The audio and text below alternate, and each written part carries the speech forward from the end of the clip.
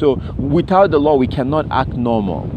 And if you live in Europe or America, there's something that is happening right now that you're probably not going to see. But those of you that are familiar with Africa, you know that there's churches everywhere.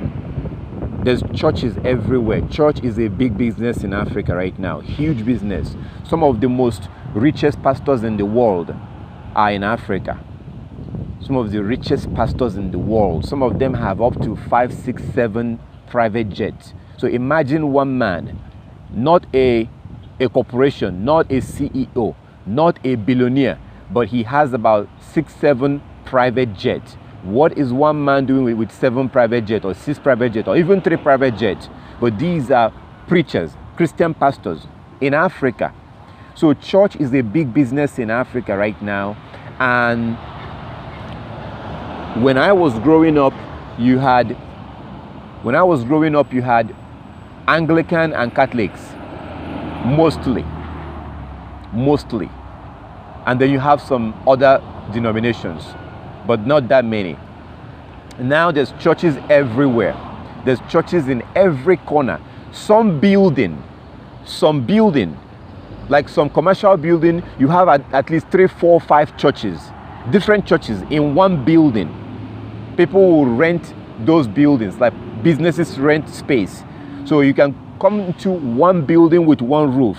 You have 3, 4, 5 churches in one building. It's a huge business in Africa right now. But do you know something that is also huge in Africa?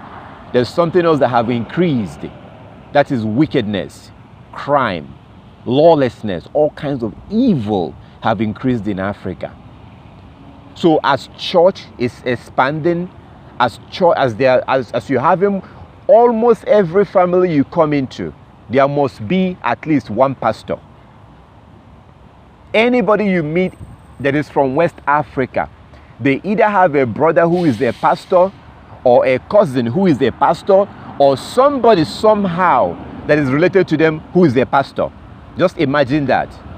That's how it is in Africa right now.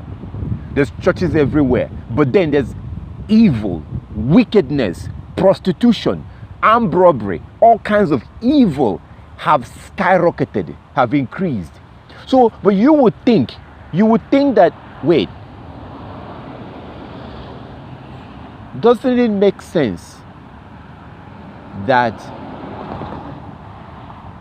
you would have a better society, a better environment with people who are more honest, less crime, less prostitution, less stealing, less cheating, less corruption? That's what you would expect in an environment where where there's more churches. Do you know why you don't see that? Do you know why you have so many churches? So many churches in every corner. The reason for that, even one of my brothers used to be a pastor. Then he closed it down because it's all about money. So the reason why there's so many churches and evil have increased, hatred, all kinds of evil, is because people are not following the Bible. That's the reason why. Those churches are not following the Bible. People are flocking to church on Sundays. People are going to church in droves on Sundays. But they're going to get something. The pastor is there to get something, money. The members are going there to get something, money. So the pastor tells them, if you sow your seed, if you give me money, if you sow your seed, God will give you money. So bring in your money right here in this house of God, and God will give you money. So the more you give God money, the more money God will give you back. This is something that our people learn from the Europeans. If you have ever watched TBN, you will know what I'm talking about. If you have ever watched TBN, Trinity Broadcasting, whatever they call themselves, network, with those pork chop preachers. So our people learn from that prosperity doctrine. So the members don't care about worshiping the Most High. No, regular people want money, and these preachers tell them, if you give God money, God will give you more money.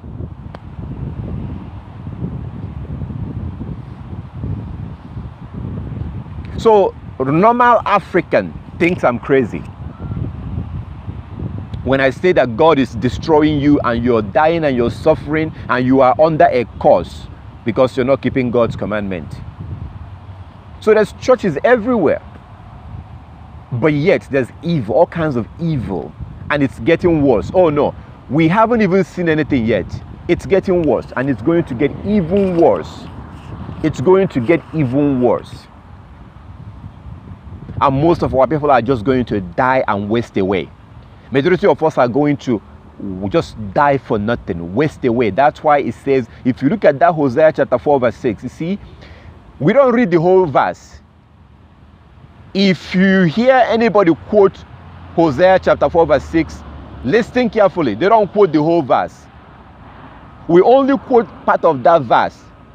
It's a one verse, Hosea chapter 4 verse 6. We only quote a little bit of that verse. My people perish for lack of knowledge. Full stop. That's where we stop. We don't read the rest of that. Because you have abandoned my law, because you have forsaken my law, I will forsake your children. I will hide my face from your children. Because you abandoned my law, we don't talk about that part. We only talk about the part about my people perish for lack of knowledge. That's the only part that we talk about. We are ourselves. We are our own worst enemies. We are our greatest worst enemies.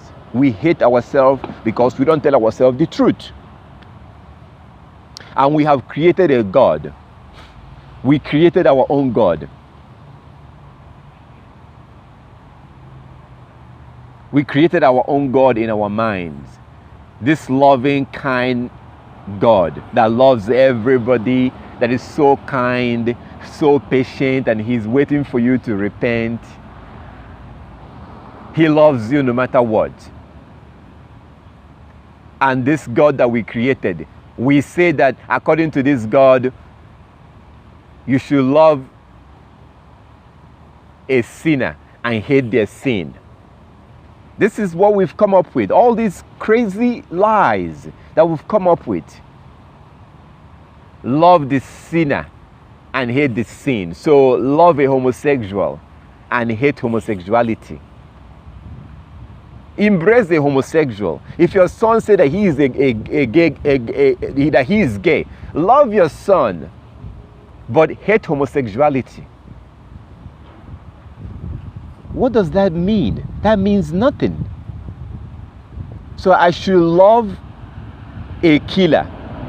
I should love a man that raped my sister, but I should hate raping people. And then love the man that... This is delusion that we've created.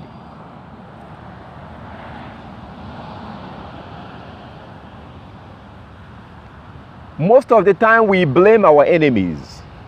We blame the Gentiles. We blame white people. Yeah, we should blame them. But we cannot blame them more than we should blame ourselves. Because you know what?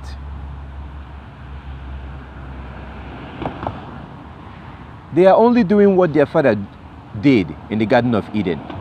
Deceive. White people does not force you to do anything. White people don't force you to shave your beard. White people don't force you to wear trousers if you're a woman. White people don't force you to send your daughter to school. White people don't force you to send your son to school instead of him going to learn a trade. They don't force you to not teach your daughter how to cook and how to be a wife and let her get married when she sees her period. They don't force you to do those things. They do what their father does. which is to deceive you. Look at everything that they do. It's just deception. Lies, deception. Like, speaking of going to school and your son and your daughter, look at Africa right now. It's a mess. You have billions of young men, lots and lots of young men walking around. They have nothing to do. They have no skill. They have no work. They have no job. They have no skill. Some of them will go into drug dealing, start selling drugs. Do you know how many Hebrew Israelites that are killed in Asia? In Asian countries. Those countries don't play. Do you know how many Hebrew Israelites that they put to death every year because of drugs, cocaine? Look into it. Do you know how many Hebrew Israelite girls are right now in Italy doing prostitution and in other countries? A street corner in Turin feels a million miles from the heat of Nigeria and with precious little human comfort. A short drive through this suburb and the roads are dotted with dozens of sex workers. Among them, women who will have paid to come here dreaming of a better life and decent job, tricked by traffickers to make the perilous 2,500 mile journey. Like these women who survived but only just. They were forced into prostitution before they even got to Italy, in Libya. They all talked of rapes, beatings and being utterly deprived of any humanity. I have no choice. He beat you? Yes, he beat me. I have no choice. He said, yeah, you don't have mother, you don't have father. I can kill you and throw you away. Nobody will ask her. And it's true. I have no choice.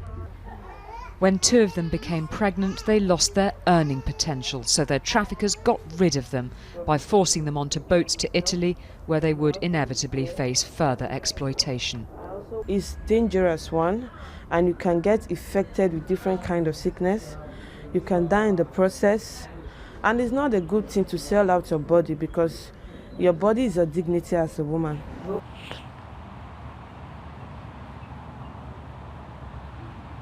How did these young men and young women turn out to be this way? Our ancestors was not like that. These young men and women turn out to be this way because the Europeans deceived you. They told us that if your children do not go to school, your children will be useless. That your children need to go to school to succeed. We believe them. This is what they do. Deceive, deceive, deceive, deceive, and deceive. So your children go to school and they graduate. There's no work. This is why we are suffering today in Africa when it comes to our health. There was a time. You see this tree right here behind me right here? This is not fancy. This is not a flower behind me. This tree has a purpose. There's a reason why the Most High created this. There was a time that our ancestors knew what this tree was meant for. We don't know that anymore. We don't know that anymore. The Most High did not create this tree right for this tree here to just be here for fancy. No, every tree has a reason and a purpose. Every flower has a reason and a purpose. I encourage you to read the book of Jubilee. The book of Jubilee, you will see in the book of Jubilee that the Most High taught us what these trees are supposed to do.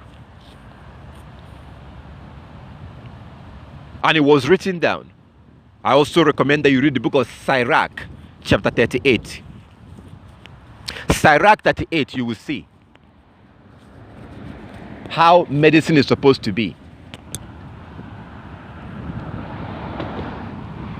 If you go down to West Africa, among the Yorubas, in the area known today as Nigeria, there are people known as Yoruba people. Most of them can tell you what this tree does, or what trees, because that's what the Most High created. Herbs, supposed to be medicine. Like as I said yesterday, the Most High gave us everything. Everything. And that is the reason why that I pray and I wish that anybody who will blame the Most High for their sickness, for their problems, I pray that you will die a painful death if you blame the Most High for your suffering. Because He gave you everything. We abandon it and then we blame Him when we begin to eat the food of our enemy that He warned us not to do. Proverbs 3:31. Envy not your oppressor and learn none of his ways. We turn our backs on the things that the Most High gave us. We begin to follow our enemies and eat like them. So there was a time in Africa that our ancestors used to know. They used to know what these trees, all these trees. There was a time that our ancestors used to know these things. How to heal people with these trees. We don't know that anymore because when the Europeans came to us, they deceived us by telling us that your children have to go to school to be able to become somebody. If they don't go to school, they will be poor. We begin to send our children to school. So what you have is that the elder men and elder women that was taught about herbal medicine, these people, of course, got older. Younger people were not interested in learning about herbal medicine. They were not interested. They were not interested. Young people were not interested in learning about herbal medicine. Rather, they wanted to, they called it local. We hated everything, things that are local, we don't like it.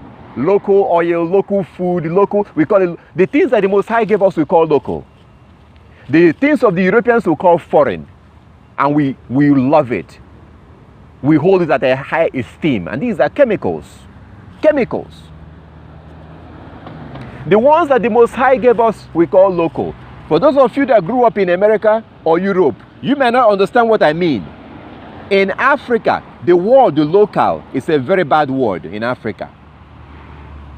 Africans don't like local. Anything local, like local food, local oil, local drink. But did you know that these local things are the real things that the Most High gave us? But we don't like it. We call it local. The one that is imported from America, we call foreign. Foreign. Like natural medicine, we call local medicine. Oh, hell no. Somebody died in my house about a year and a half ago. Even before he died, few hours or few days before he died, he refused to take this kind of medicine. He refused to go to what we call native doctors.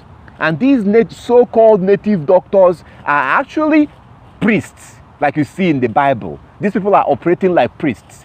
When you get sick, you go to the priest. Who said that? Your God. Leviticus.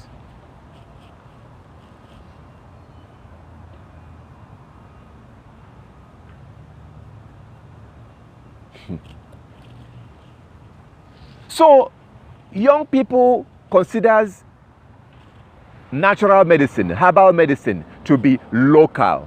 And again, if you meet anybody who is from Africa, ask them, what does local mean in Africa? What does that mean? Do you guys like local things? We don't like local things. We love foreign things. And foreign means that it was imported from Europe. We love that. We love foreign things. Foreign rice, foreign things. Oh my goodness. Some of you will remember what happened, those things that was going around on Facebook and on the internet. So you have Chinese people. Chinese people were making plastics. Plastic. They make it look like rice and they ship it, they send it over to Africans to eat. Our people were eating plastic, thinking that they're eating rice. We ourselves can grow rice. We grow rice. But the one that we grow ourselves, we call it local rice. Well, who wants local? We don't want local rice. We want foreign rice. I once ran into a Gentile, and he told me that he works for a company that sent food to Saudi Arabia and Nigeria. I was like, oh, okay. And I asked him, do you eat those food that your company are making? Those things that your company makes, do you eat them? He said, no, I don't eat that. He said that the only thing that he eats. So here you have a Gentile, a heathen, a European, a white man that works for a company that makes food. When he told me that he works for that company, we began to talk about GMO. And I asked him, so he told me, I asked him if they make GMO stuff. I think he said yes. And then I asked him, do you eat the things that, of course he doesn't know who I am. I asked him, do you eat the things that your company makes? He said no. That the only thing that they produce, that they make, and they send to other countries that he eats is almond. And that the reason why he eats that almond is because he knows that it's not genetically modified. The only thing that his company is making that he eats is almond. And he eats it because it's not genetically modified. So the ones that are genetically modified, they will send to Saudi Arabia, they will send to Nigeria. And our people call that foreign. Almond that a local village woman will produce, they won't touch that. That's local almond. Who wants that? That's local. We want foreign from the white man. Almond that was produced by a local farmer, we don't want that kind of almond. We want a foreign almond from America, from Europe. But it's genetically modified. Oh, we don't care. If white people are eating it, it's good. That's our mentality. If they sell it in the stores, if their FDA say that it's good because they said so. Who do you blame? Do you blame the Gentiles who are deceiving you, or should we blame ourselves for being dumb and stupid, foolish, like the Most High called us in Jeremiah chapter 5? He said that we are foolish. We have eyes, we can't see. We have ear, we can't hear. Who do we blame? Honest people will blame themselves. Dishonest people like us will point finger at other people. And of course, we didn't do anything. We're innocent. So that's how right now in Africa, there's so much health issue because of the foreign food of the Gentiles that we're eating, and the fact that we no longer know much about herbal medicine. Because most young people are going to university, medical school. Most of them don't want to study about this because this one is called local medicine. This is considered to be ancient, like timid. You know what the word timid, what it means? Timid, local, like nobody wants that. Everybody wants to be modern day. So this natural medicine that comes from the Most High, this type we call local medicine. Nobody wants that. So you see some people who are literally dying. They are dying, but they still will not take this.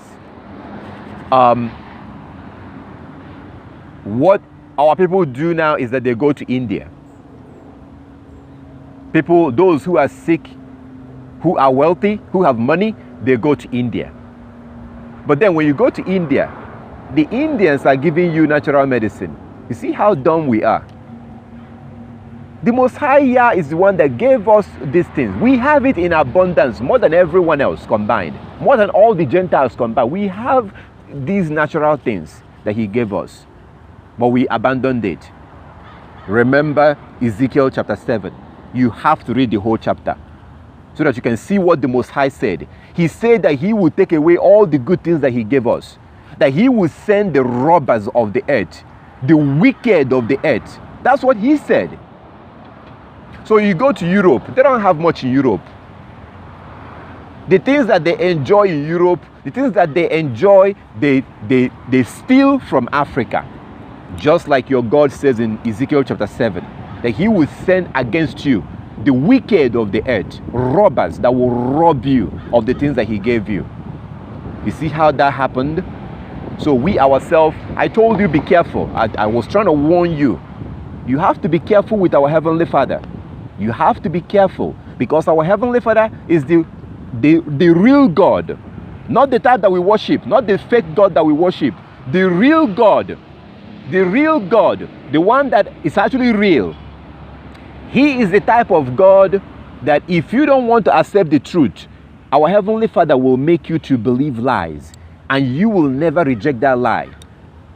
You will never, ever, ever accept the truth. The Most High will actually make you to, like he says in Romans chapter 1, from verse 28, he will send you a strong delusion. That's the real God. So if he gives you something good and you don't like it, he will take it away from you. This is the reason why we lost our land in 70 AD. This is the reason why we were kicked into Africa. Jeremiah 17 verse 4. That we will lose our heritage. We've lost our heritage. We don't know who we are anymore.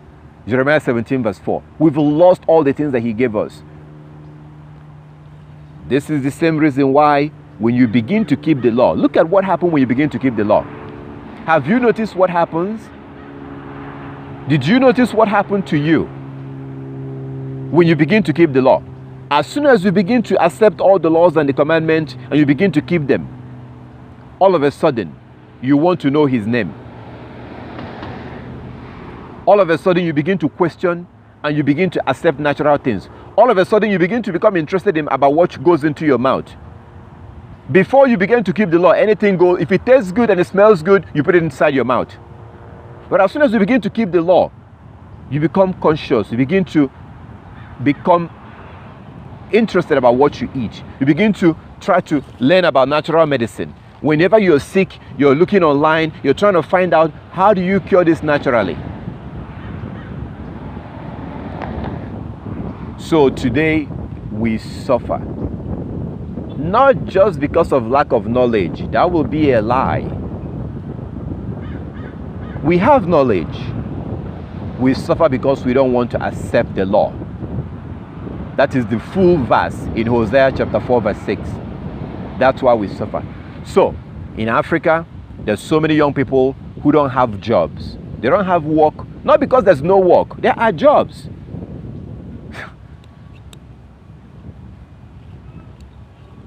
There are things that they can do, but they don't want to do it. Why? Because it's too local. It's local. Like it's not. Everybody wants to be either a doctor, a lawyer, or work at the oil companies. Oil companies are big, huge industry in Africa. Oil companies are huge in Africa. So everybody wants their son to work in the oil company, or everybody wants to work at the oil company. But everybody will not work at the oil company. Everybody is not going to work there because they make a lot of money when they work at the oil company. And you're told that if for your son to work at the oil company, they have to go to school. Those who work at the bank managers, make a lot of money. But you're told that your son cannot work at the bank unless he goes to school. Everybody wants their daughter to go make more money, work at the bank. You see how our enemies, you see how we've been deceived? Do you see what is going on here? And they never force us to do this. And that is the point. We are not forced to do this. They don't force us to go to school. They don't force us to do any of this. We were not forced to do this. It's deception. They get us to do these things through deception. By telling you that if you do this, this will happen. My brothers and sisters, do you see what I'm saying? Can you see it? Can you see it? That's how it works. They only deceive you into doing something. Nobody ever forced you and put a gun in your head to wear trousers as a woman. Nobody ever forced you to shave your beard. You shave your beard because you grew up seeing your dad shaving his beard. So everything, all the lawlessness, all the evil in the world, these things, all the lawlessness and the law that we're breaking, we break because the Europeans do what their father do best. White people, the Europeans do what their father do best, which is to deceive you. I pointed something out to you the other day. I don't know if you were able to look into it. Before I make statements, before I tell you something, I've already looked into it. Because if I tell you something and then you go look into it and it's not true, that means I'm a liar. I pointed something out to you. Did you know that it's actually easier for me to marry a 10 years old girl in America than it is in some African countries? Do you know that? But how did it get worse? How did it turn out to be this way? You have a lot of Europeans, particularly from Canada, going into Africa, telling Africans, don't allow your daughter to get married until they finish their education. It's very important for your daughter to go to school so they can have a better life. This is true. That's what the Europeans are doing in Africa. It's not okay for your daughter to get married at a young age, they say. Your daughter needs to go to school before she can get married. She can get married. So typically, by the time a girl comes out of university, she's usually around 23 years old, 24 years old. Typically, by the time she comes out of university, she's about 23, 24 years old. Sometimes 25. Now, those of you that went to university in Africa, of course you know what happened when you're going to university. You already know what happened as you're going to school. These girls are using sex to pay to go to the next class. These girls don't study. Most girls do not study in university in Africa. They don't study. It's a very well-known thing that a girl will go to school because in Africa they live in school. They live around their school. It's well known that girls will often go to a man's house while her parents will think that she's in school. She stays in a man's house for like a month, 2 weeks, 3 weeks, and then go back to school. She's staying at the house of a man who is not marrying her, just having sex with her and giving her money.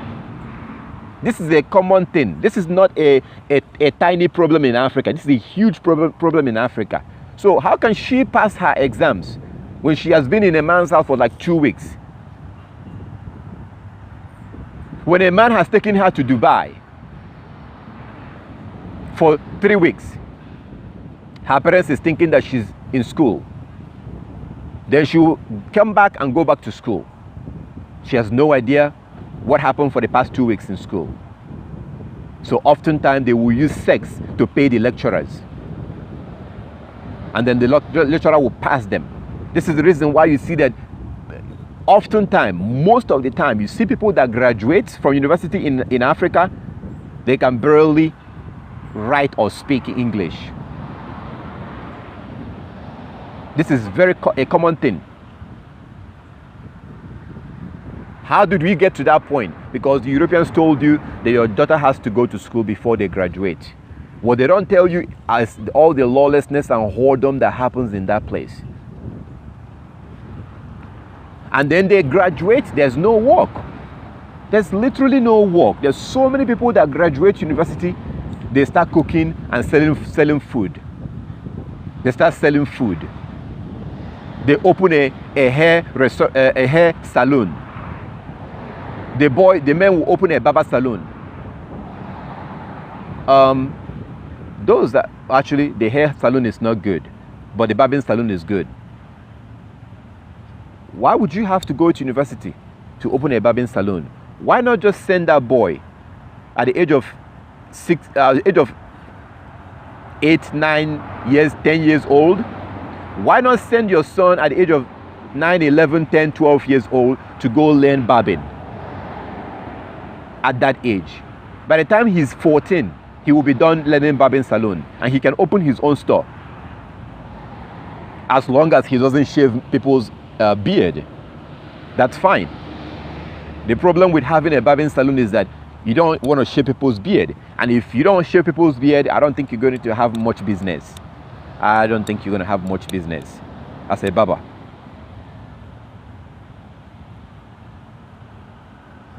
So why do you have so many organizations that come into Africa and tell our people that their children need to go to school before they can succeed, before they can become somebody? Why do we have so many of those? Why? Why are these same people not doing this in America? Why are they so much anti-girls getting married at a young age? Even though that's what the Bible says, even though that's what your ancestors did, and that avoids fornication, adultery, sexual sin. Because the daughter is supposed to get married when they see their period, to avoid them losing their virginity while they're still in your house. That's what the system that your God put in place. So why is the Europeans focusing in Africa and deceiving Africans into abolishing what they call child marriage?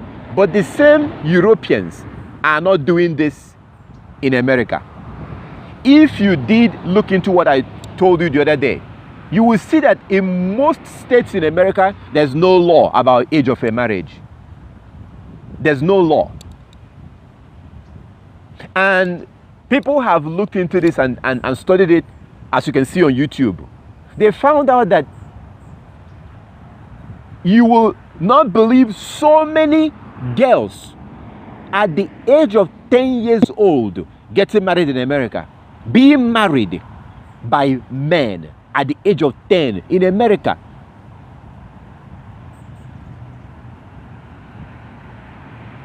So the point is, why are they not doing this? Why haven't they stopped it in America? If they truly care about your daughters, why haven't they stopped it? It goes back to that deception. Because they don't really care about that. They don't give a damn about your daughter. They don't care about child marriage. They don't. If they wanted, like as I told you, it's easy to ban it in America. It's easy for them to pass their law and say that a girl cannot get married until they turn 18. It's easier to do in America because, like as I said, all you had to do is to shame the politicians. Write a law and force the politicians to vote for that law. And anybody that refused to vote for that law, you lobby against them and shame them, and they will vote for that law quick, fast. So it's easier to stop what they called child marriage in America than it is in Africa. But why aren't they doing it?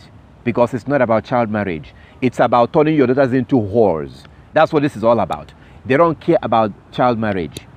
It's about deceiving you. You see how they come at you by telling you that your children will be more successful if they go to school.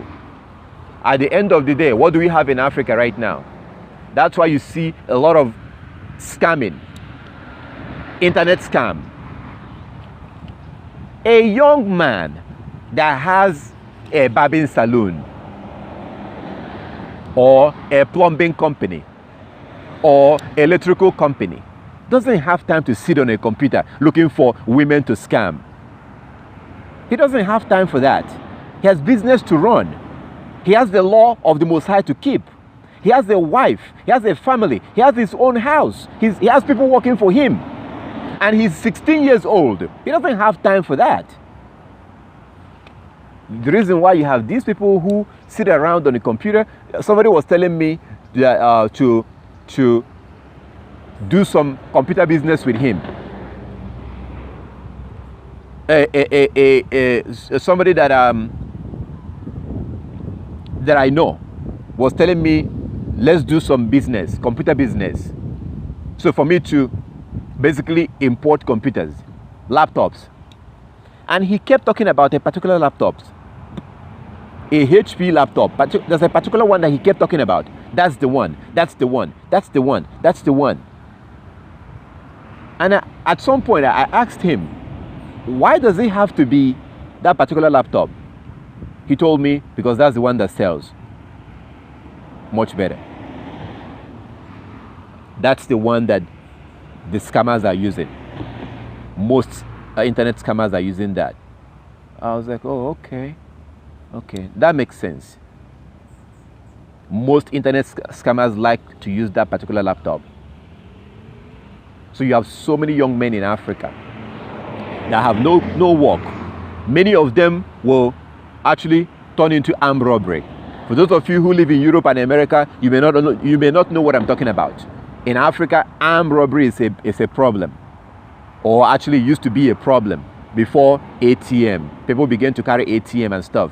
Armed robbery used to be a huge problem in Africa, and I think it is still a problem. Armed robbery means that you're driving on the street, you're driving down a highway. People will block the highway and stop you with guns, and they will rob you. They will steal your phone, your money, and oftentimes they kill people. They will rob you and kill you. It's a huge problem in Africa. Big problem. And these armed robbery are done by mostly Hebrew men, Hebrew young boys. Or let me say, young boys in general. These are young boys. Some of them are in college. Some of them are at the university. Some of them are in the university. Some of these young men are actually in the university. But at night, they will smoke weed, they have guns, they will go out, steal a car, rob somebody of their car and get on the highway and just wait. And they will stop cars and steal, and oftentimes they kill those people that they're robbing. They kill their victims. Because before they go out to rob, they smoke weed. They smoke and they're heavily high. They're very high. They get out there, they can pull the trigger at any time and kill those that they're robbing. These same young men, when the police see them, the police does not ask questions. They are killed on the spot. So oftentimes there's gun battle between these young men and the police. And the police don't wait to send them to court and arrest them. No. The police will kill them. So many young men lose their life when they go into armed robbery. Because whenever they run into the police, somebody is going to die. It's a question of who. And the police don't want to die. The police does not want to die. The young boys don't want to die. And oftentimes, these young boys are the ones that end up dying. Because they have no experience in shooting guns.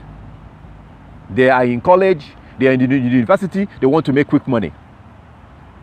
So you have the girls who are prostituting, Hebrew girls who are selling their body while they are in the university. Then you have young Hebrew boys who are going into armed robbery. They are in cults. They are scamming people. How did we get to this? Because we believe the deception, the lies of the Europeans. The Europeans never forced us to do this. The Europeans never forced us to do this. We have to be very clear on that. What the Europeans did to us is exactly what Satan did to Eve. And Eve was our mother. We have become as stupid as Eve, as foolish as Eve. What did he do to Eve?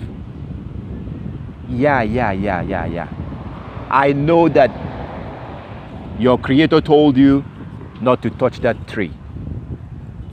But actually, if you touch it, if you eat it, your eyes will open and you become like gods. And she wanted to be like a god. So she was created to serve her husband. She was created to worship the Creator. He is the only one that's supposed to be worshipped.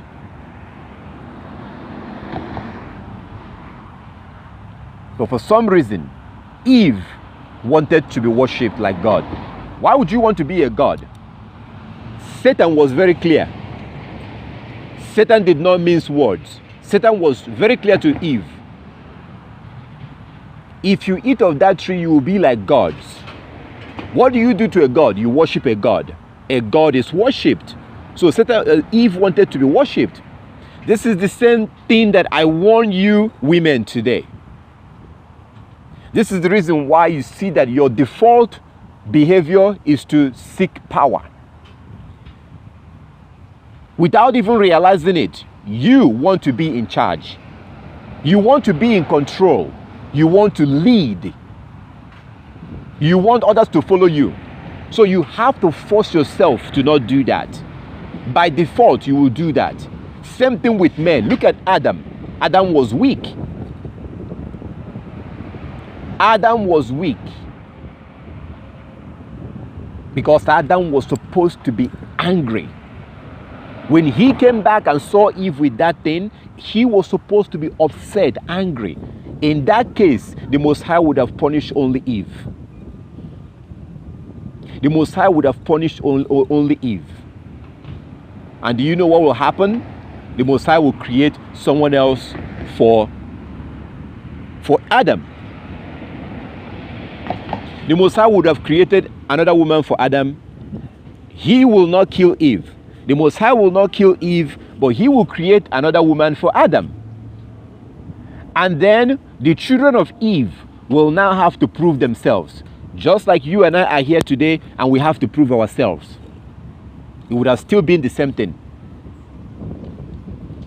You and I would still be the children of Eve. And now we have to prove ourselves. That's why Paul told you in Philippians 2:12, walk out your salvation with fear and trembling. You have to do it. You will have to work out your own salvation, not me. Nobody will do it for you. Yeshua Christ Hamashiach told us that those that keep the commandment are the ones who will be allowed to eat from the tree of life. That tree of life that Adam and Eve was not allowed to eat. So if Adam was not weak, if Adam had not listened to Eve, the Most High would have just created another woman for Adam. And what you would have seen is exactly what happened in the book of Esther. When Vashti, the first wife of the king, when Vashti sinned or refused to obey her husband did not kick her out. Her husband simply went and married Esther. Vashti was not thrown out because the king cannot drive Vashti out. That's against the law of the Most High. He simply went and married someone else. So, because Adam was weak, which was sin, that was abomination in the sight of the Most High for him to be weak. That's why the Most High told Adam, because you listen to your wife, So what would have happened was that if Adam did not listen to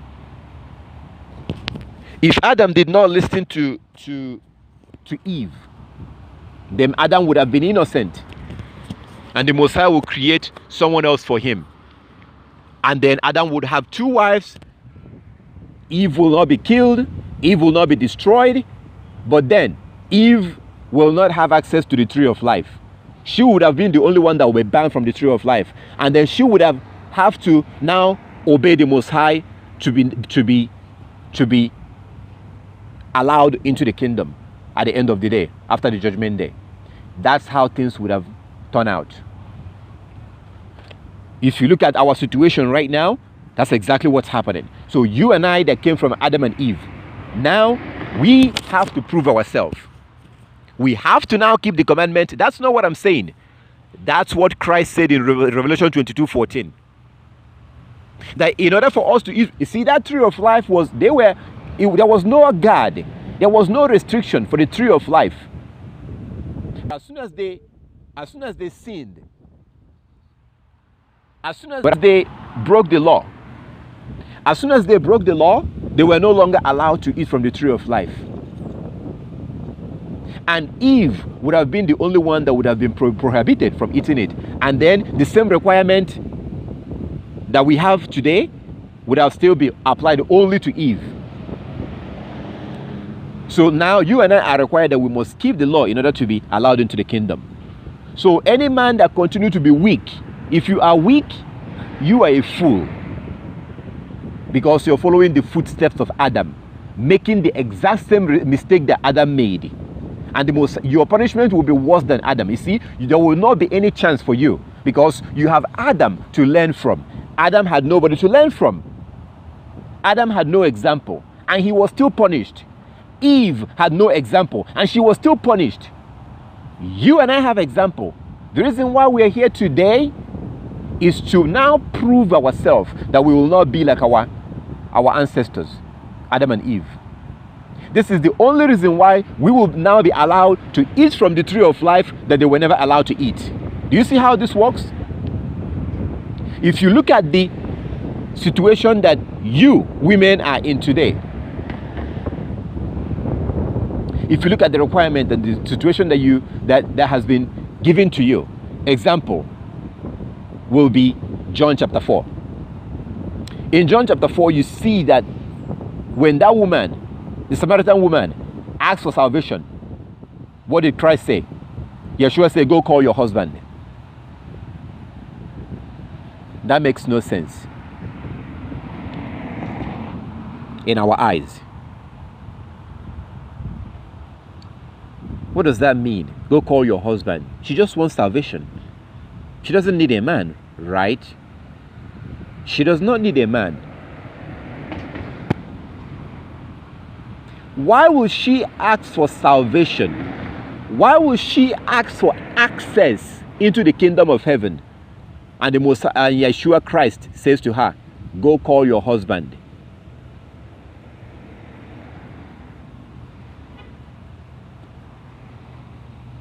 Let me leave that as a question for you. Why will Christ ask her to go call her husband? Then you see Christ in Matthew 26. Or in the book of John. Sorry. You see Christ as he was about to be hanged. In Matthew 26, he was praying. Let me explain to you what happened in Matthew 26. Matthew 26, he was praying and he was on the ground. Yeshua was on the ground. On the ground. He was on his knees and he was bowing down to the ground. He was bowing down to the ground while he was praying. As he prayed, he bowed down to the ground. Do we do that anymore today? We don't do that anymore. That's why I told you that we've created our own God. We've literally created our own God today. Our imaginary God. You see these men, Daniel chapter 6. Solomon, Second Chronicles chapter 6. Yeshua HaMashiach, our Savior, Matthew chapter 26, they bow down to the ground. They bow down like you see the Muslims do today. When is the last time you saw a Hebrew man, a so-called black man, on his knees while he was praying?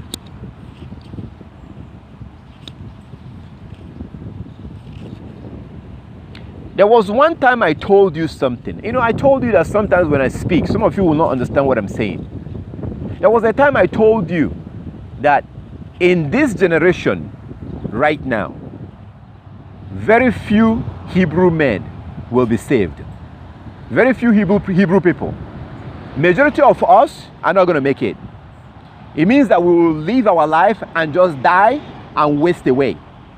Most of us have no chance into the future, into that kingdom. Most of us have no chance, including myself. Most of us have no chance. Because we are so different from our ancestors. If you want to see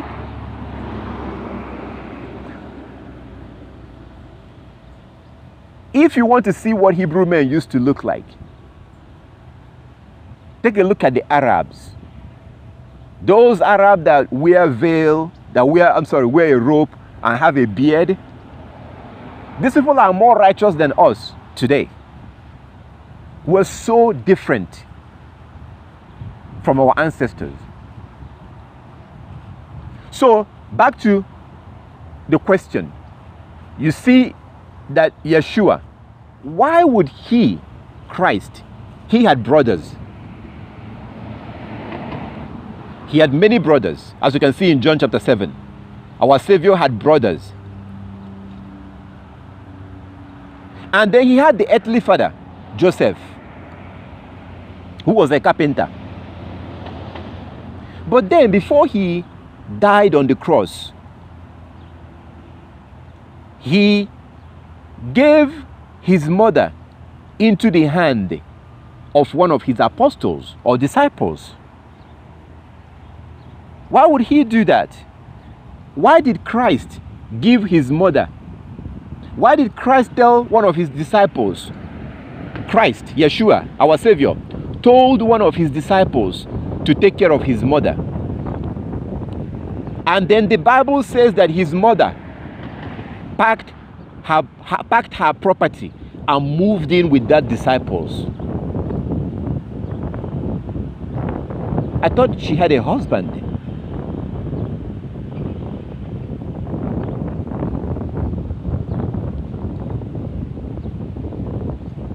Does that make sense to you? Why will Christ do this? Why will Christ have one of his disciples, his mother, to go and live with one of his disciples? Why would he do this? What about his brothers? You can tell me that oh, the reason why is because she needed someone to protect her. Well, Christ had brothers. Christ had brothers. And her mother has a husband. So if you look at Matthew 19:26, Matthew chapter 19, and you read about that, that makes no sense. But what he was doing there is that even though he has brothers, even though she has a husband, those people were not very serious with keeping the law. As you can see in John chapter 7, his brothers were not very serious, and that's one of the reasons why he just left them. He moved out and slept in the woods. He slept in the mountain, according to Luke chapter 21. At the end of Luke chapter 21, you see that Christ was homeless. Talk about sleeping in your tent for the Feast of Tabernacle. Christ had no house. Our Savior had no house. So even us who are sleeping in our boots or tent at this time, we are better than Christ. Whatever you think you're imagining you're going through right now, just imagine what this man went through. Because he lived on the mountain. There was no mansion in that mountain, according to Luke chapter 21. At the very end of Luke chapter 21, Christ was homeless, and he told you that birds of the air has their own nets, but the Son of Man had no place to lay his head. So why did he hand his mother over into the hand of his disciples? One of his disciples. It goes back to what happened in the Garden of Eden. And it relates to John chapter 4, when he told that woman to go call her husband. So we are no longer men are not supposed to be like Adam, and women are not supposed to be like Eve. And why did we get to this point, to this topic? Because of Satan and what he does today. So everything you see today, if you notice, you see that they don't force us. They don't force us. The fact that we rejected the things that the Most High gave us, the fact that we rejected all the good things that the Most High gave us, the fact that we don't value the things that the Most High gave us, it's not because anybody forced us to abandon these things. Yes, the Greeks, according to 2 Maccabees chapter 6, 2 Maccabees chapter 6, yeah, the Greeks was forcing our ancestors to not keep the Sabbath. The Greeks were forcing our ancestors to not keep the Sabbath. That's true. That is true. The Greeks forced our ancestors to break the law. But the fourth kingdom, the Gentiles, the Europeans, the fourth kingdom are different from the Greeks. If you look at how they have forced us to not keep the Sabbath, it's through deception. The fact that we don't keep the Sabbath anymore is through deception, through lies. So how do they do it? They make a calendar. They make a fake calendar for us. a fake calendar has been made and given to us. And also the fact that they deceived us into going to school. Because as soon as you go to school and you get a job, now you're required to work Monday through Friday. How can you keep the Sabbath? Are you seeing why I'm speaking against the education system? I'm not sure if some of you understand this. Do you see the problem with this, my brothers and sisters? Do you see why education is dangerous? When you go to school and you invest 6 years of your life, 7, 8, 9, 10 years of your life, and you get a piece of paper, it's very difficult to just abandon that piece of paper and not use it. Because you've wasted so much time to get that degree, it's very difficult to say, I'm just going to go learn a skill. Most people, 99.9% of people, as soon as they go to school and they get a degree, they will go look for a job. The problem is that when you get that job, the person you're working for will require you that you must come to work in so days. That's the problem. And that's why the education system is bad. Our ancestors did not go to school, and yet they were scribes, and they wrote and they read. You look at the scripture, the book of Jubilees. Moses, Abraham, Enoch, these men were taught by their fathers. Our ancestors, the Bible, the scripture tells you who taught them how to read, how to write. The Bible actually tells you. They were usually taught by their fathers. Who taught their fathers? Did they went to university, to college? So it's like a trap. It's a deception. I am concerned about this. Not really me. The Most High is concerned about this because it has everything to do with your salvation. I'm just a mouthpiece. I'm a nobody. Who cares? I'm a crazy man. I am a crazy man. Who cares what I have to say? I'm just like a speaker, a mouth speak, or a mouthpiece. If you're waiting for the Most High to come down from heaven and give you a message, you're going to wait for a long time. Sending your children to school guarantees that they will not make it into the kingdom. Guaranteed.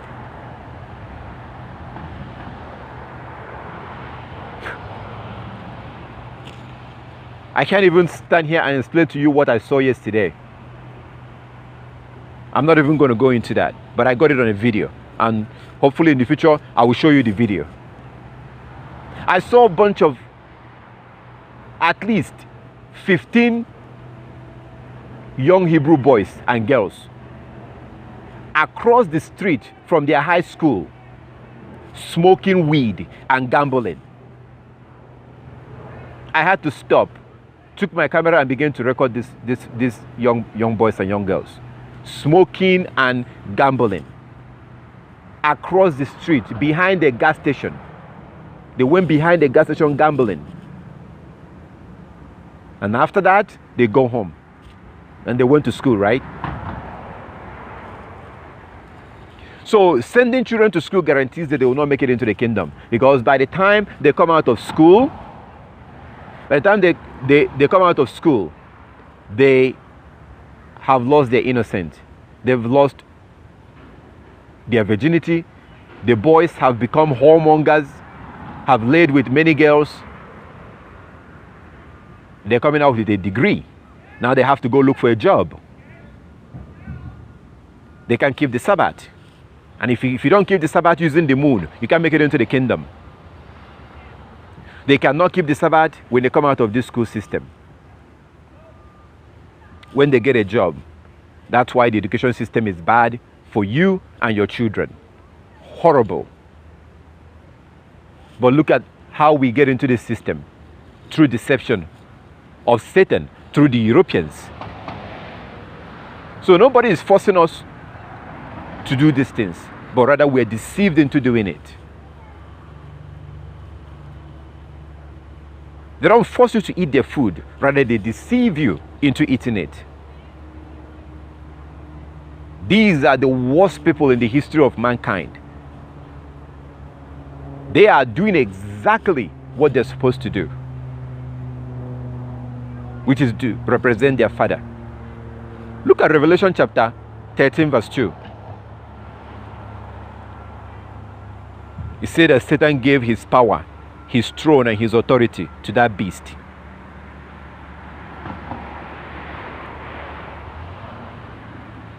The Most High drove Satan out of heaven, and he come down here on earth, and we now dwell with him. It says in Revelation chapter 12 that Satan goes after the woman, the children of the woman. Satan goes after the woman, and the woman escaped Satan.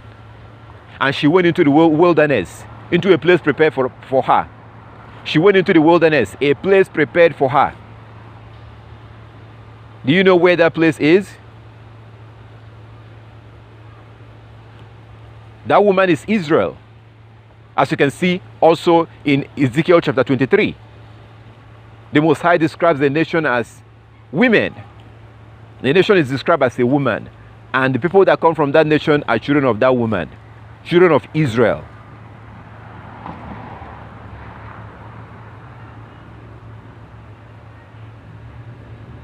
So the woman escapes into the wilderness, into a place prepared for her. And then Satan went after her children. But not all her children, only those that keep the commandments of the Most High and have their faith in Yeshua. So Satan does not care about all the children of Israel. Satan only cares about those. He cares to fight only those that keep the commandment. That's not what I'm saying. That's what it says in Revelation chapter 12.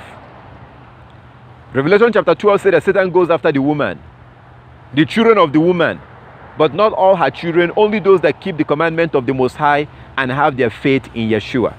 That's who Satan goes after. If you decide to start keeping the commandment of the Most High, Satan will go after you.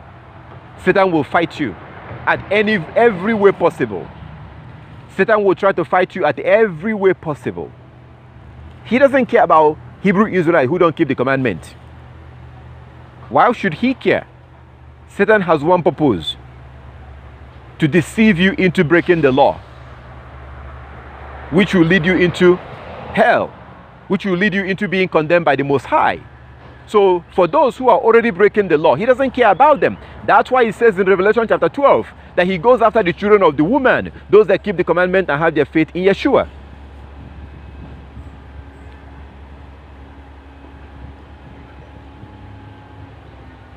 So that's how this works. That's how Satan operates, through deception. You know that.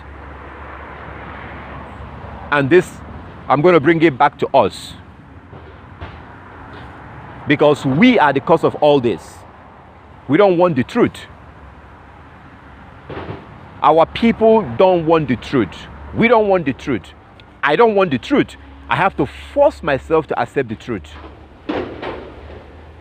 There are things that I don't want to do, and there are things I'm supposed to do. Do you think that I really want to be sleeping outside right now? Do you actually believe that I want to sleep in a tent outside? No. I prefer to sleep inside with heater that will warm me up and keep me warm at night. That's what I will want to do.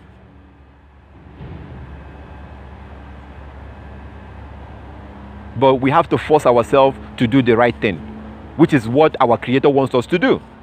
What our Creator wants us to do is the right thing, not what we want to do. Because oftentimes, there are many things that we would like to do that are actually bad for us. But we don't know it until we finish doing it, and then we realize, oh, I shouldn't have done that. I wish I knew. And that's where the law comes in. Closing from where I started. Without the law, we are nothing. Without the law of the Most High, we are absolutely nothing. We are a we are worse than animals. We're like animals, according to Ecclesiastes. Solomon in the book of Ecclesiastes, Ecclesiastes chapter 3. Without the law, we are nothing. We are animals. And actually, I have to tell you, actually, if you do know animals, and if you like animals, and I like some animals, I like intelligent animals. There are some animals that are very intelligent, like elephant. Elephants are very, very intelligent. They can write. They are extremely intelligent. They're very, very smart. I like dogs that are intelligent dogs. So, in some cases, we are actually worse than animals. That's why you see people doing all kinds of things. Doing things that even an animal will not even do. Because of not following the law. But as soon as we begin to follow the law, then we become normal. We become normal. The law of the Most High is what makes us normal. The law of the Most High is what makes us normal. Without the law of the Most High, we're nothing but a bunch of animals.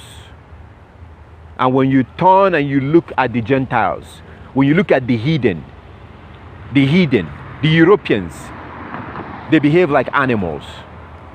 Parents having sex with their children, murdering their children, all kinds of things happening, all kinds of things that they do. Men having sex with men, women having sex with women, all kinds of things. Driving their children out. Sometimes I watch videos, animal videos. I watch animal videos and you see that one of these tigers or one of these animals, when their children, like a lion will love their young cub. Lions love their young cubs.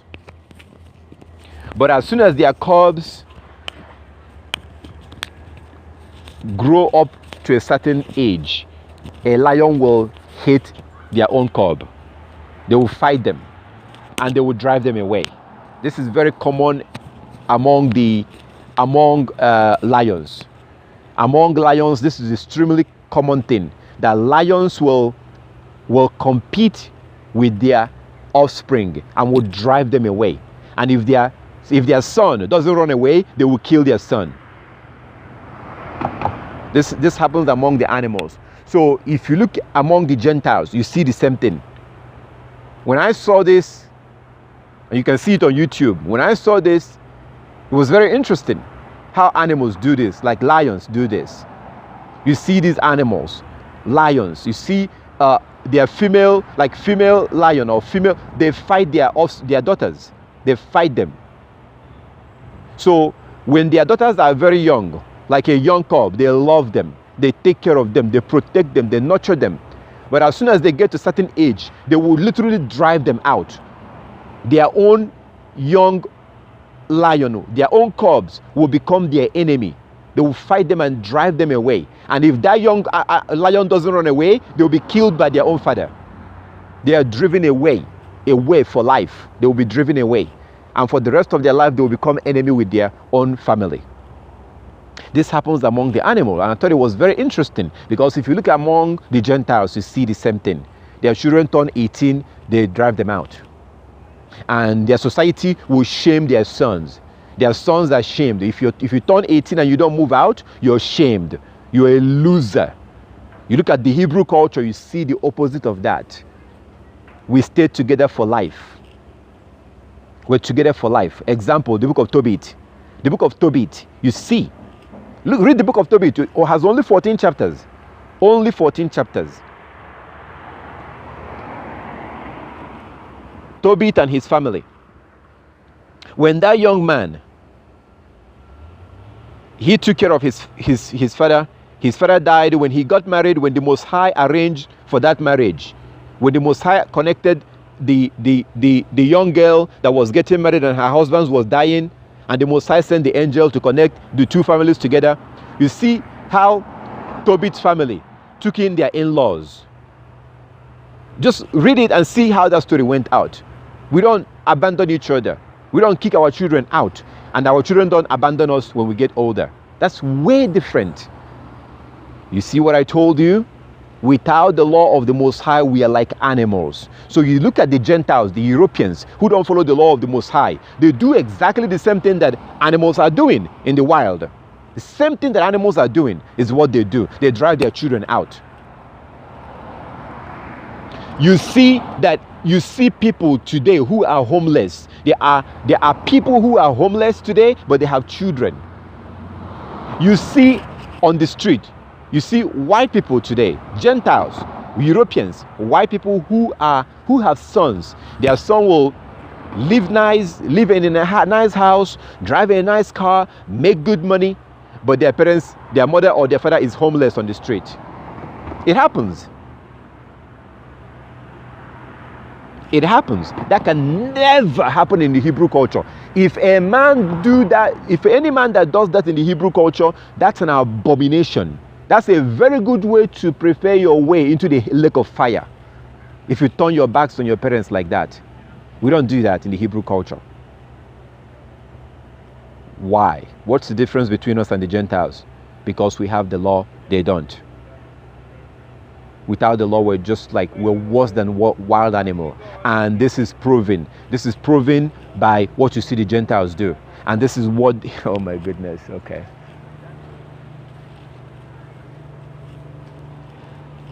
This is what you get if you follow them.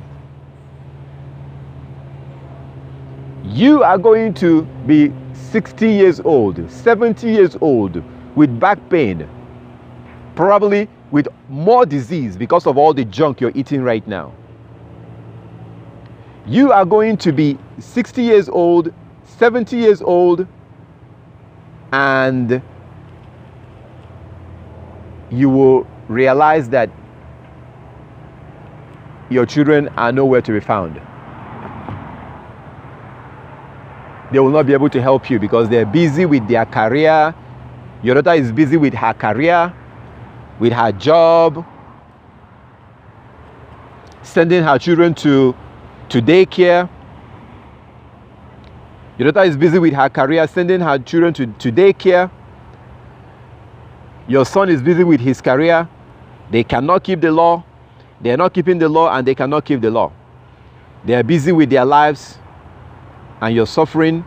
You have nobody to help you. You are in pain. You haven't seen your grandchildren in months.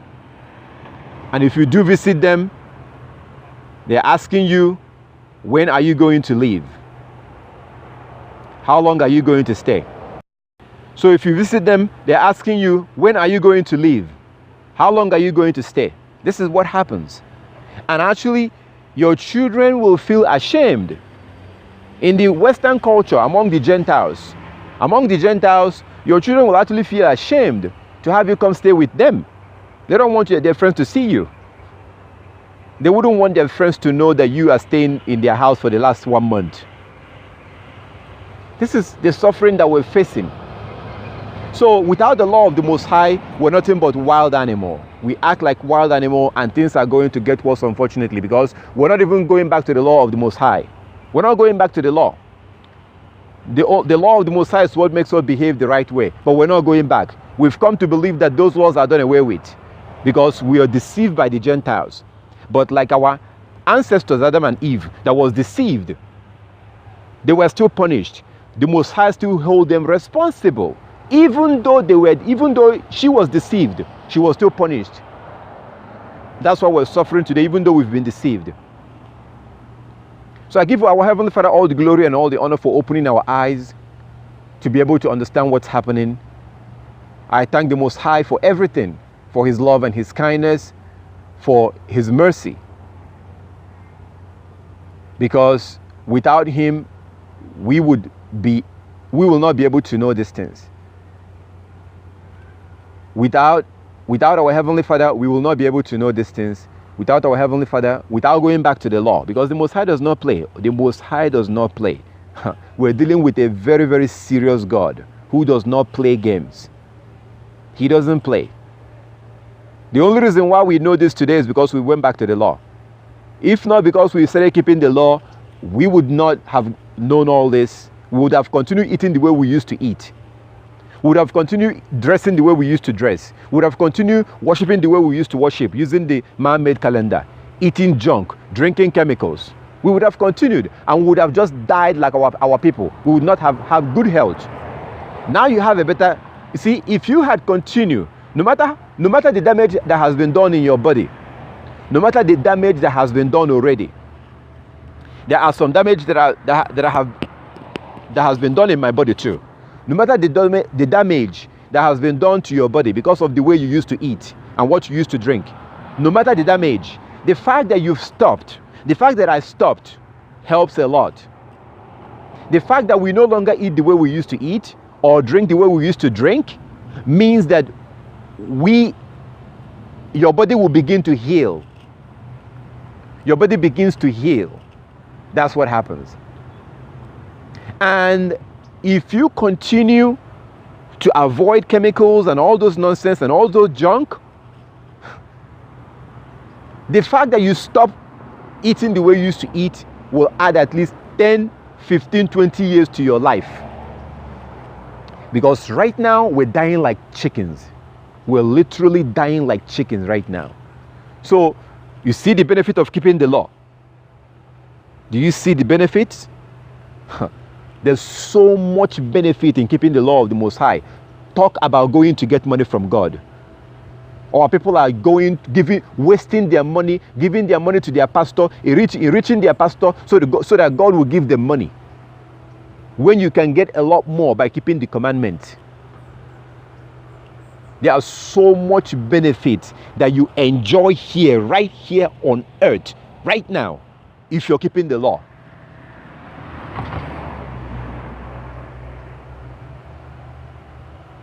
I'm not talking about all the promises, all the good things that you will get if you make it into the kingdom. There are promises and the things that you will get. But right here, from here on earth, there are huge benefits to keeping the law. Big benefits. If you raise children according to the law of the Most High, according to the Hebrew culture, you will reap the benefits. Those children, it's a fact that when people eat natural food,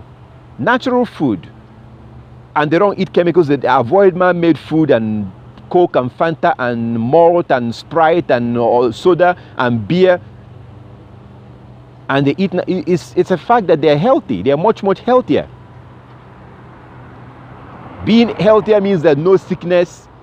They will live much longer. That's on health side. If you raise your son according to the law of the Most High, and you don't become a whore and whore after the Gentiles and prostitute with the Gentiles by following their way and trying to be like them, and you raise your son according to the Hebrew culture, according to the law of the Most High, you will benefit. You will die being happy, knowing that your son has a chance into the kingdom of heaven, because he's not a whoremonger. He has not slept with 25 girls at the age of 17.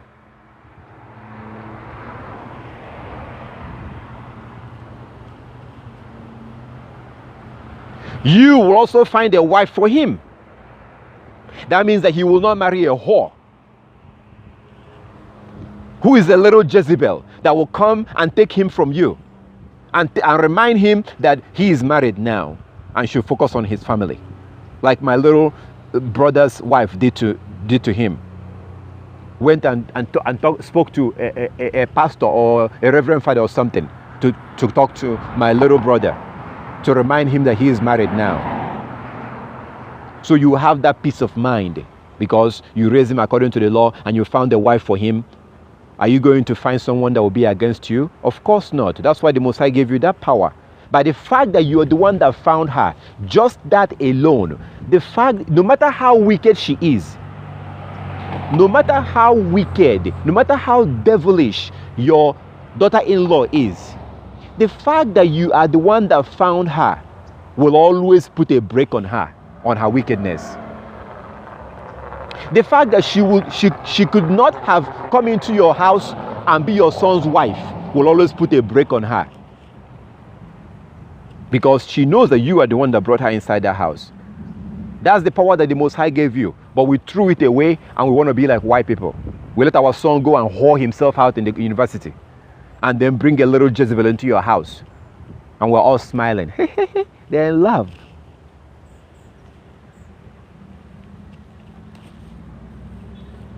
And then,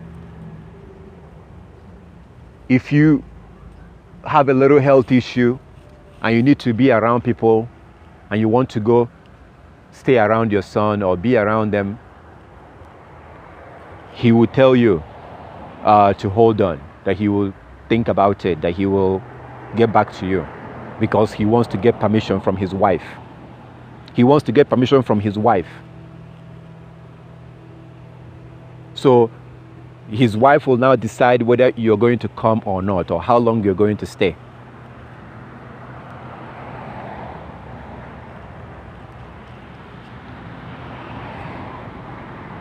You go to the book of Tobit, it's the opposite. So that's the benefit. These are things that you don't have to deal with if you keep the law and you raise your children according to the law. And for anybody that hears my voice, anyone that hears my voice, who don't want to keep all the law of the Most High, let me get on my knees. Any man or woman that hears my voice but refuse to keep the law of the Most High, but you want to benefit from this, it will never work for you. You will probably die of a heart attack because of the stress that your daughter-in-law will give you. You will never know peace. You will never be able to enjoy any of this benefit because you refuse to keep the law. The benefits that is involved, the benefits you get for keeping the law is meant for those who keep the law with all their heart and with all their soul. So if you think you're smart and you think you can go and do these things and practice these things, it will not work, because your son will not allow you to find his wife. The Most High will harden his heart and he will not be like Isaac in Genesis 24. So it will not work for you. These are benefits reserved for those who keep the law. It brings us back to the kind of girl you found for him. Same thing with your daughter. So these are all benefits. These are all the things that we will get here. And the benefit that comes from when it comes to you, all this marital thing with your son and your daughter, is peace of mind. Peace of mind. It's very stressful when you have to battle with your daughter-in-law and or your son-in-law, or it's very stressful. These things, this stress, all this fighting and quarreling and animosity and bad feelings, it actually reduces your health. Very stressful. No wonder the Most High told us in Jeremiah chapter 6, verse 16 to 22. No wonder he told us to go back to the old ways and do what our ancestors did. Jeremiah chapter 6, verse 16 to 22. But of course, according to us, the ways of our ancestor is that's the local way. That's the local way. Those ways that are done away with. That's a timid way. No, this is 2019. We live in a modern day. This is modern day, modern culture. Lighten up. This is modern day. What is modern culture? European culture. Look at the way people dress. Modern culture is an European culture. Modern day mentality is European mentality.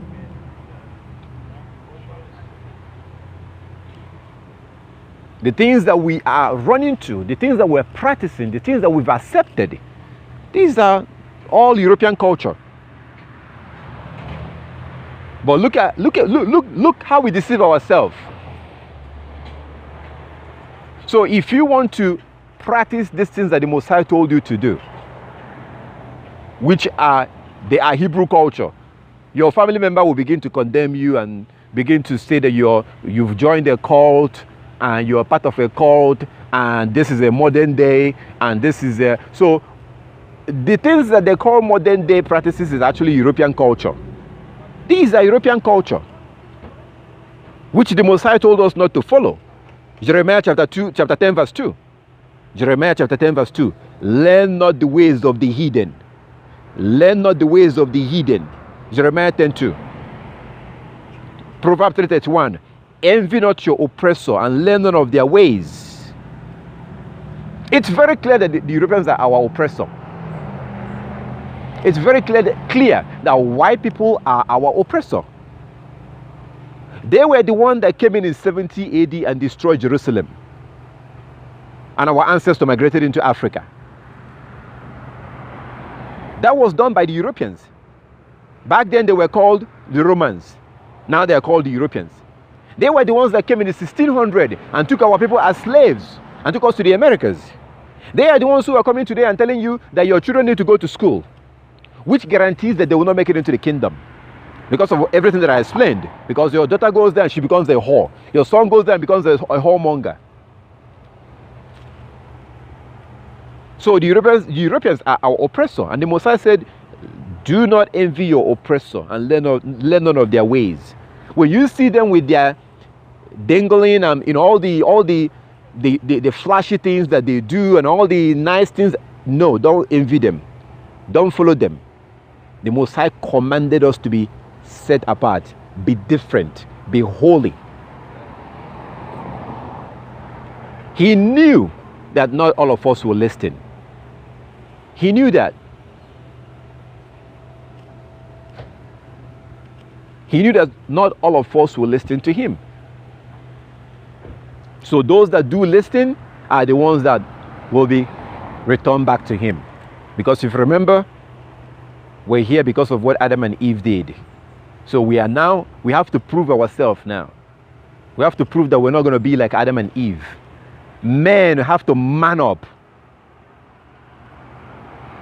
and not be weak like Adam, and not let a woman rule over you.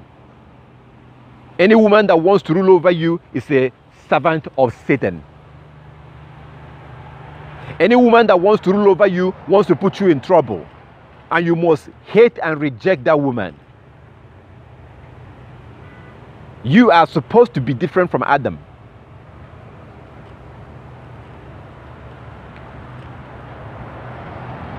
You have to force yourself to man up and lead. You have to also force yourself to humble down if you're a woman and follow. And not repeat exactly what your ancestor Eve did. That's why we're here.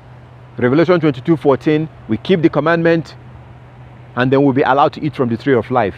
That same tree of life that Adam and Eve was not allowed to eat. And those commandments are found in the book of Exodus, Deuteronomy, Numbers, Leviticus. These are where you see the laws and the commandments that the Most High gave us to follow. This is the only way we're going to make it. And without following those commandments, we are nothing but bunch of animals. And in this day and age that we're in right now, we are even worse than animals. So I thank our Heavenly Father who has opened our eyes to know these things and to realize it, to go back and keep his commandment and have the peace of mind, as he said in Jeremiah chapter 6 verse 16 to 22. Jeremiah 6, 16 to 22. I thank our Heavenly Father for everything. I give him all the glory and all the honor. And I encourage those who haven't started keeping the law to start keeping the law. Don't fool yourself. Start keeping the law. Learn the laws. Ask questions. Keep the commandment. Grow your beard. Wear your fringes the way we're supposed to wear our fringes. Wear your fringes. Grow your beard. Because the Most High said so. Because the Most High said so. Wear your fringes and grow your beard. Dress moderately like a Hebrew. Stop lying. Avoid lying by all means. Avoid lying at all means. Any chance you can, avoid lying, because no liar will be allowed into the kingdom. It's better to keep quiet. If somebody is asking you a question and you don't want to tell them, what happened. And the only way to answer that question is to lie or tell them what happened. They don't say anything. Don't say anything. Just tell them, let's discuss this some other time. It's better to offend someone because you don't tell them what happened than to lie to them and make them feel good, and then you get yourself in trouble. The more we know the law, the more we'll be punished. The more we know the law, the more we'll be held accountable and required, the Messiah will hold us responsible. The more we know the law. So these are things that we need to avoid. Avoid lawlessness. Keep the law. Keep the Sabbath. Worship on the new moon day. We must worship on the new moon day. If you don't worship on the new moon day right now, you will not worship on the new moon day in the future. If you don't worship on the new moon day right now, you will not worship on the new moon day in the future, in the kingdom. Like it says in Isaiah chapter 66, 22 to 23. Isaiah 66, 22 to 24. Isaiah chapter 66, verse 22 to 24. So we have to worship on the new moon day like the Messiah told us in the book of Ezekiel chapter 46, verse 1 to 3. We worship on the new moon day, Ezekiel 46, verse 1 to 3. Worship on the new moon day, and then we work for 6 days, and then we rest on the 7th day. Worship on the new moon, work for 6 days, rest on the 7th day. We're supposed to abandon Sunday worship and Saturday worship and use the moon to keep the Sabbath. These are things that we're supposed to do right now. And everything will be fine with us and our Heavenly Father. That's how we fix that problem. So I thank the Most High again for opening our eyes to understand this. And I encourage those who has not already started keeping the law, or if you're keeping part of the law, sometimes people keep half of the law. Sometimes people don't keep all the law. Sometimes we pick and choose. I pray and wish that you will start keeping all the laws and try to learn them and begin to keep them right now, immediately, as soon as possible. Don't wait for next week. Don't wait until you learn them. We need to start keeping them right now. And the more you keep them, the more your eyes are open. The more the Most High will open your eyes automatically. The more you keep these laws, the more your eyes are open, the more you learn, the healthier you become, the better it gets. Far better than the way it used to be. But without keeping the law, our life keeps deteriorating. Our life keeps deteriorating down and down and down and down until we die of one disease or the other. In pain, in sorrow, with broken families. So all praises to our Heavenly Father.